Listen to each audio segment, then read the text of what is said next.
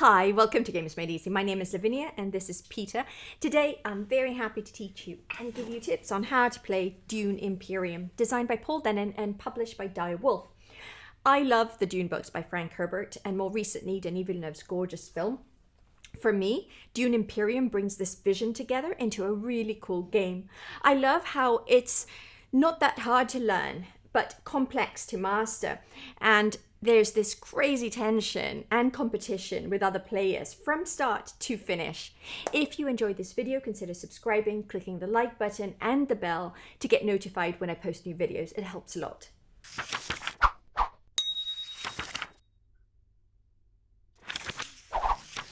In Dune Imperium, you play a leader of one of the four great houses of the Landsraad vying for control of Arrakis, also known as Dune, the desert planet. You start with the same deck of cards as all other players and build it up throughout the game to optimize the placement of your agents, defeat your rivals in combat, and build up your relationship with the four leading factions of the Imperium: the Emperor, the Spacing Guild, the Bene Gesserit, and the Fremen.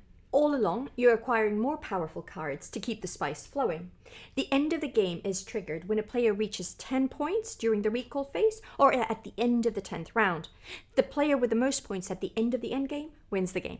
I'll explain the main components as I set up the game. Start by placing the board in the middle of the table, and each player picks a color and all the components that come with it. I have the deluxe edition, but I'll also show you how they look in the standard game. Let's have a look at how to build up the board. You start by placing the 4 alliance tokens on their respective space, one for each of the 4 factions: Fremen, Bene Gesserit, Spacing Guild, and Emperor. Place the Mentat Mini on its space in the Landsraad Council. Place the Spice, Solari, and Water tokens near the board. These are all used as currency in the game. You need Spice to get to these 4 spaces, and you can gain Spice in these 3 spaces and this bonus. You need Solari to get to these 4 Landsraad Council spaces, and you earn Solari in these 4 spaces and 3 bonuses. And it's the same for the water. You need it to access these 4 spaces, and you gain water in these 3 spaces. Now let's set up all the card decks. Shuffle the Imperium deck and place it face down here, and reveal the top 5 cards to make the Imperium row. Each card has a cost indicated here and an effect shown here and here. It also shows the location it allows access, like this one here gives access to all the spaces on Dune and in Chom. Near here, place the reserve cards in 3 decks, one for Arrakis Liaison, one for the Spies Must Flow, and one for the Fold Space cards. Finally, create the conflict deck. Separate the 1, 2, and 3 cards, shuffle all the conflict 3 cards and place them face down here. Shuffle the 10 conflict 2 cards and randomly pick 5 and place them face down on top of the conflict 3 cards. Randomly pick one of the 4 conflict 1 cards, place it face down on top of the deck. Return the unused conflict 1 and 2 cards to the box. Now I'll explain all the players' components. I'll start with troops. In the standard game they are cubes, but here we have these beautiful 12 minis you will use to battle other houses. For now, place 3 of them near the conflict area in the garrison closest to you. Keep the others in your supply. Place 1 score marker here, or here if you play 4 players. Place 1 cube at the bottom of each of the faction influence tracks. Every time you see this symbol in the game, it represents a victory point. So when you reach the 2nd level of any faction track, you gain 1 victory point. When you reach this level, collect the bonus shown on the left: water here, an intrigue card there, 3 Solari here, and on the Emperor's track, these 2 cubes represent 2 troops you can add to your garrison. In addition, if you're the first to reach this level, you take the Alliance token and also gain 1 point. You keep it as long as you're at the same level or the highest on this Alliance track. If another player goes higher, he takes the Alliance token. You lose the point and he gains it. Place your battle marker face up on the 0 here. Finally, keep these 3 control markers and the High Council marker in your supply. In my house, we use the agent token from the standard game as the High Council token. Now let me show you the agents. In our game, they are these cool minis that look like these. We've painted them. And in the standard game, they look like this. There are 3 of them, but at the start of the game, you only need 2. You use the agents to activate spaces on the board. The green spaces are the Landsraad Council. On Swordmaster, you can recruit your 3rd agent. You can hire a Mentat till the end of the round here. And here you get a permanent seat at the High Council and get 2 more persuasion permanently, which is great to buy better cards. In rally troops, you can send 4 troops to your garrison, and in the Hall of Oratory, you gain both 1 troop and 1 persuasion. The yellow spaces are mostly about getting resources. These 3 provide spice. The more spice you can collect, the more water you need to pay. In Chome, you can secure a contract for 3 solari, and in Sel Melange, you can sell spice for solari. The more you sell, the better the deal. The blue spaces usually help get cards and troops. These 2 give 1 troop. In Arakeen, you also add 1 card from your deck, and in Carthage, you add 1 intrigue card here. In the research station, you need to pay 2 water, but you get to pick up 3 cards from your deck. Siege Tabar is very rewarding, but you can only access it if you have at least 2 Fremen influence. To get the influence, you must play one of these 2 Fremen spaces. Here for free to get 1 water, and here for 1 water to get 2 troops in the battle. Each time you play one of these, move your cube 1 step. The Bene Gesserit spaces let you get more cards from your deck or more intrigue cards. Here you also get to pick a random card from any opponent who has 4 or more intrigue cards in their hand. The Spacing Guild Highliner lets you bring a lot of troops, money and water on Dune, or give you access to any space through the Fold Space card. Finally, the Emperor always gives money. 5 from Conspire and 2 from Wealth. Conspire also lets you send 2 troops in your garrison and collect 1 intrigue card. Now it's time for players to pick one of the 8 leaders. You can do this randomly, or you can pick any drafting variation you want. For your first game, it's probably best you pick leaders with only 1 dot here. They are the easiest to play. Leaders with 2 or 3 dots are progressively more complex. All leaders have 2 unique abilities. On the left is their permanent ability, like being able to look at the top card of your deck if you're Paul Atreides, or adding a card to your hand every time you pay Solari to use a board space. On the right, the leaders have a ring ability activated when you play your Signet Ring card during an agent turn, like collecting 1 spice or adding additional troops. Put your 2 agents on your leader. All players also take 1 water. Add 1 spice and 1 solari if you play the beast. Take your 10 starting cards, place them in a deck face down on the left of your leader. Put the unused leaders back in the box. You can now draw for first place and start playing. Each round comes in 5 phases, but you'll spend most of your time in phases 2 and 3. The first phase is the round start phase. You will draw the top card of the conflict deck and you will prepare your playing hand.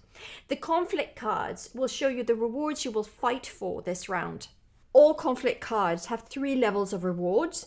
These give resources, intrigue cards, location markers, or faction influences. But most importantly, they give victory points.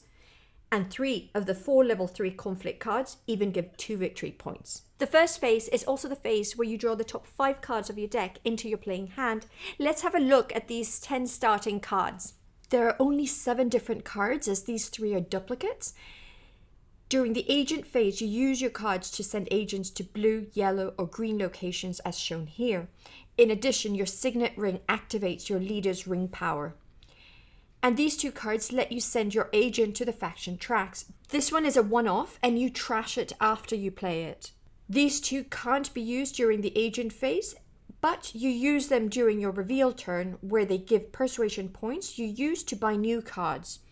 And this sword symbol here will add combat strength to your troops.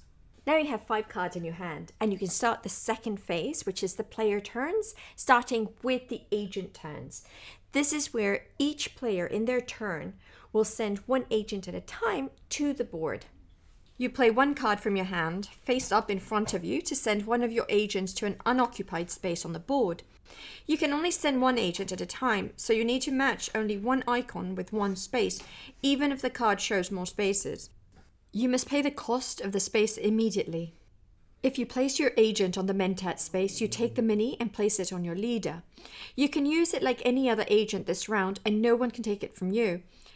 The first time you use the High Council, place your marker on the track. It will stay until the end of the game and adds 2 persuasion points at the end of the round. Pretty good for only 5 Solari.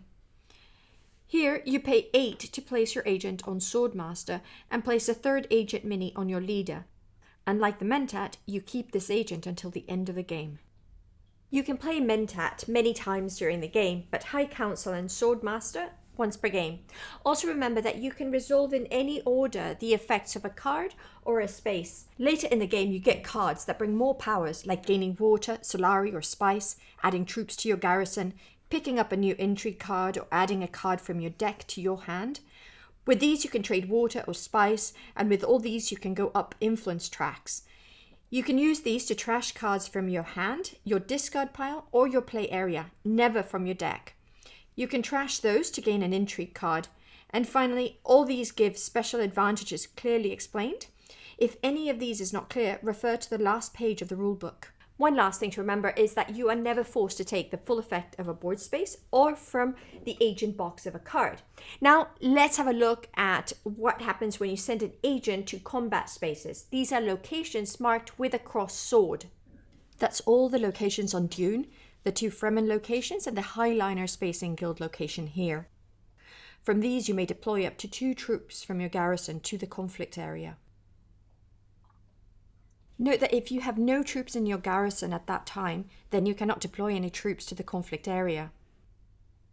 If the combat space you activate, or the card you are playing has cubes, you take these troops from your supply and you may either recruit them to your garrison or deploy them directly to the conflict area, or both. And since it's a combat space, you may also bring up to 2 more troops from your garrison. And if you recruit troops in one of these 3 locations, which are not combat spaces, the troops go from your supply to your garrison. You cannot deploy them to the conflict this turn. Unless mentioned otherwise, you can only assign 1 agent per space board, and assigned agents cannot move during the round. Once you've played your agent, it's the turn of the player to your left to take their agent turn. When you have no more agents to place on the board, or you don't want to place anymore, you're going to take your reveal turn. This is when you reveal the rest of your cards in your hand. These cards will give you persuasion to buy more cards, swords to help with combat strength, and sometimes even resources. Reveal all the cards left in your hand you have not used during the agent turns. Add up all the points shown in the blue area at the bottom of the cards. Here we have 3 persuasion to buy cards from the Imperium row, Arrakis Liaison, or the Spice Must Flow cards. There is no limit to the number of cards you buy as long as you can afford the cost shown on the top right corner. Also, as soon as you buy a card from the Imperium row, you replace it immediately. It means you could buy the one you've just revealed. Also, the Spice Must Flow and these 4 cards give an immediate bonus like a VP, water, or gaining an influence. Collect this bonus now. Resolve it and place the cards you've just bought in your discard pile. Now it's time to set your combat strength. For each troop in your conflict area, add 2 strength points. Here, that's 4 points for the red. Also add 1 strength for each sword icon at the bottom of your reveal cards. So 1 more for the red. Some reveal bonuses add strength depending on your influence or alliance or the cards you've played this turn. While some let you add troops directly from your garrison or let you retreat troops. Note that if you do not have troops in the conflict, you cannot add strength from the swords as you do not participate in the conflict. And if the strength goes above 20, flip the marker. It's also a good time to check if you have any plot intrigue cards you'd like to play. Remember that you can play plot intrigue cards anytime during your agent turns or reveal phase, and you can play any number of them at the same time. Most intrigue cards are plot cards. Some of those plot intrigue cards give free resources or cards. A lot of them let you trade resources for points, cards, troops, and more. There's 1 each to go up each faction, and 2 that give access to all 4 influence tracks. And there's a whole bunch of others that are pretty well described. When you've completed your reveal turn, that's the end of your player turns. All the cards that you've played and bought should be on the discard pile to the right of your leader. That's the end of your play round. When all players have completed their reveal turn, it's time to resolve combat. Starting from the first player, in clockwise order, players announce if they want to play an intrigue combat card. You can play as many cards as you want. Each time a card is played, you can add combat strength, retreat, trade spies for sword, or 3 troops for 1 point. You can pass and play a card later until all players pass in consecutive order. The player with the highest score collects the first reward. If they tie, they both collect the second reward. And players tying for second place take the third reward for third place. It's only in a 4-player game that the third player collects the third reward. And in a 4-player game, if players tie for the third reward, they get nothing. 2 intrigue combat cards are played at this stage by the winner, either to gain 3 spice or gain influence. In a 4-player game, if 2 players tie for second place, they will both collect the third reward. Winners collect their rewards. If there is a control marker icon on the conflict card, then the winner will place a control marker on the location mentioned on the conflict card. When another player or you send an agent to that space, you collect the bonus if you own the marker. Also, if that location comes up in another round, the player who controls it starts the round by placing one troop from the supply to the conflict area. If at the end of the combat another player wins the location, replace the control marker with theirs. When you resolve the combat phase, it's time for the makers to bring more spice to Dune. There are 3 board spaces with makers. Add 1 spice token on each icon where there's no agent. During the next agent phase, when you send your agent to the board space, you collect the base value of spice plus all the spice accumulated in previous rounds. Now it's time to end the round and start the recall phase. Reset all combat markers to 0 on the combat track. Return your troops involved in the conflict to your supply, not your garrison. Return the mentat back to its space and return your agents back to your leader.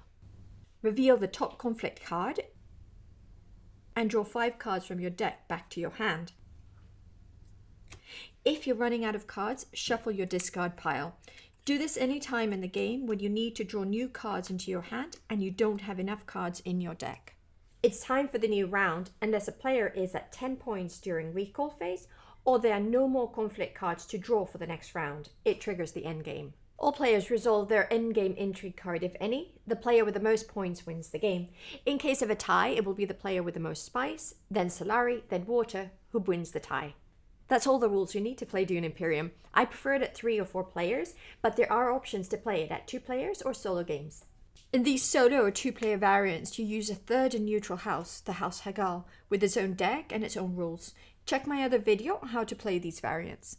My tips to win at Dune Imperium are: adapt to the circumstances and develop a strategy that matches your leader, your cards, and the new locations and new cards available to you. Water is both essential and scarce on Dune. Try to befriend the Fremen. If you're playing the Baron, it's a good idea to use hardy warriors to deploy the 4 troops and activate early on that one-off power of the Baron.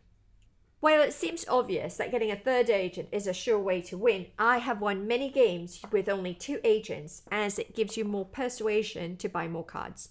It's probably possible, but it's very hard to win a game without winning some points through conflicts. Bide your time and try to win some.